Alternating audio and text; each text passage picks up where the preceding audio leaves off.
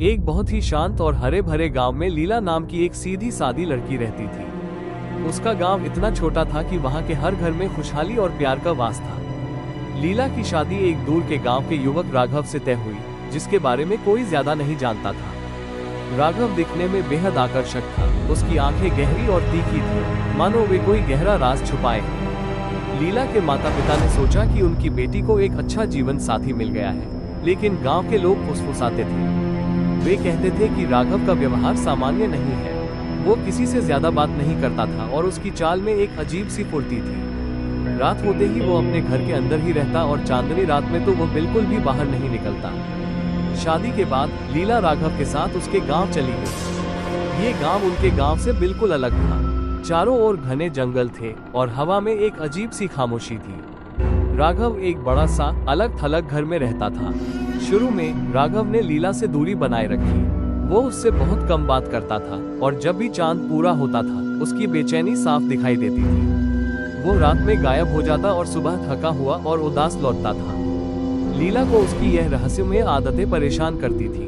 वो उससे पूछना चाहती थी, लेकिन राघव की आंखों में एक ऐसी उदासी थी कि लीला डर जाती थी। एक रात गांव की एक बूढ़ी औरत ने लीला से कहा, बहू सावधान रहना, तुम्हारे पति को भेड़िया माना जाता है। वो हर पूर्णिमा की रात भेड़िया बन जाता है और जंगल में भटकता है। ये सुनकर लीला का दिल कांप गया। वो डर गई, लेकिन उसके मन में एक और विचार आया, क्या ये सच है? वो राघव के व्यवहार और गांव वालों की बातों को एक साथ जोड़कर देखने लगी। अब उसे उसके अजीब व्यवहार का कारण समझ आने लगा। अगली पूर्णिमा की रात राघव बहुत बेचैन था। वो जल्दी खाना खाकर अपने कमरे में चला गया। आधी रात को जब चांद अपने पूरे यौवन पर था, लीला ने देखा कि राघव चुपके से घर से बाहर निकल रहा है। उसका दिल जोर से धड़क रहा था, लेकिन उसने हिम्मत जुटाकर उसका पीछा करने का फैसला किया।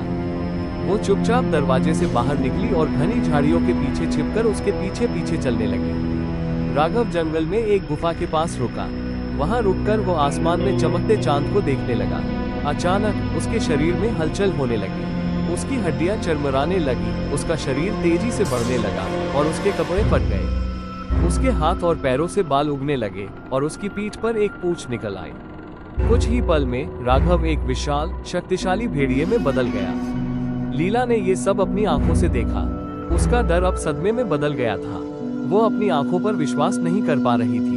भेड़िया बने राघव की आंखों में वही उदासी और अकेलापन था जो वो इंसानी रूप में छुपाता था। वो जोर से चिल्लाया और जंगल में भागने लगा।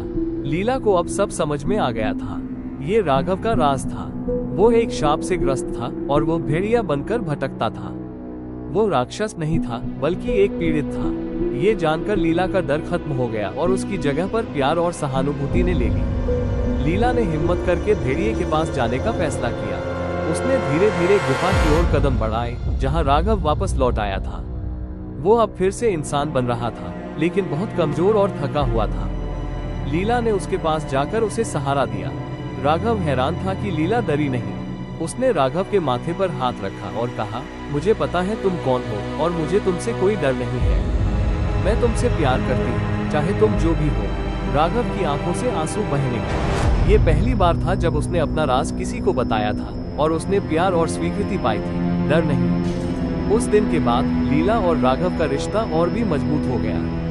लीला ने वादा किया कि वो हर तरह से उसका साथ देगी और उस श्राप को तोड़ने का कोई रास्ता खोजेगी। अब उनकी प्रेम कहानी सिर्फ दो इंसानों की कहानी नहीं थी, बल्कि एक इंसान और एक भेड़िए की थी, जो एक दूसरे की कमजोरियों को स्वीकार करके और प्यार के बल पर हर चुनौती का सामना करने को तैयार थे।